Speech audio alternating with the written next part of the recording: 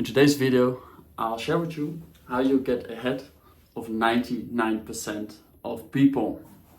Because I believe as men, we all want to be better than other men, right?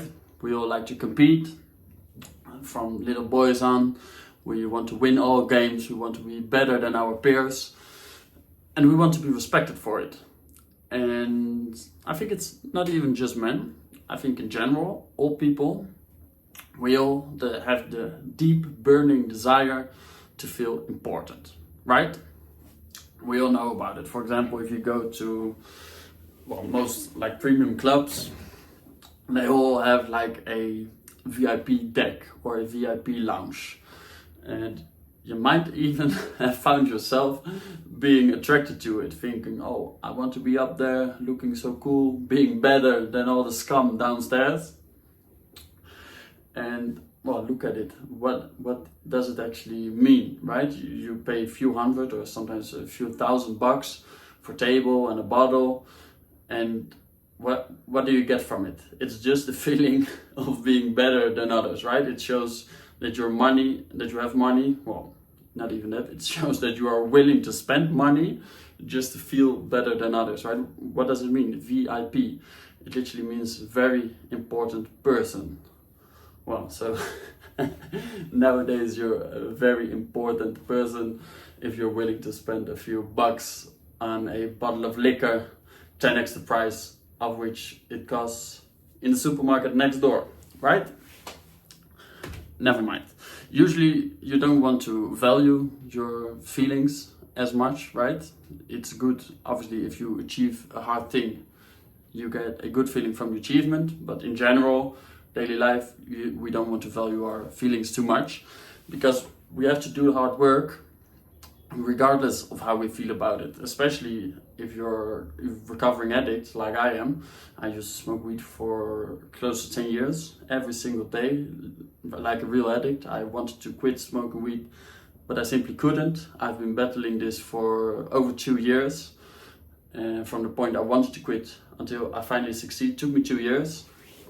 And if you are in this process, or even after you quit and you are in the process of staying sober, you can't obviously let yourself be influenced by your feelings, right? Because if you're just feeling lonely, hungry, angry, it's very easy to just fall back into the old habit of smoking, and we can't obviously have that happen. So we have to be strong, and we don't want to listen to our feelings too much. And especially if you come from addiction like I am. I'm coming from addiction, but I am right now going after goals which are not just going back to a normal life, but actually achieving some significance and being able to put something into the world to help others achieve the same thing. And obviously we have to work for this, right? We have to put in work, we have to practice certain habits to become a better person, to actually deliver the thing we want to deliver. And for example, with the daily habits, right now I'm doing daily workouts, daily journaling, meditating, daily reading. It's the most important, I think. Well, sometimes you just wake up, you're in the bed and you don't want to do it, right? And that's when you don't want to listen to your feelings. You may be tired, or you're having a girl over and you're maybe fucking horny and you want to have sex instead of just doing the hard work. That's the moment when you have to put your feelings aside and still do the hard work regardless of how you feel about it, right? Well, obviously that doesn't mean that we can't enjoy the fruits of our labor, right? If you achieve a certain hard task, obviously it gives you a very good feeling if you achieve this. And this feeling is not what we are striving for, or at least what I'm striving for. My goal in life is not to be happy all the time. I don't believe really in happiness. I believe happiness comes from achieving goals, and the journey to the achievement is not always happiness, right? For example, yesterday I did a run with a friend of mine here in Medellin, and it's this same old route, and it starts with a uphill of like, I think 2 kilometers. Well, that's for sure not fucking fun to run uphill with a jacked fucking dude running twice as fast as you and you're trying to keep up with him. That's not fun.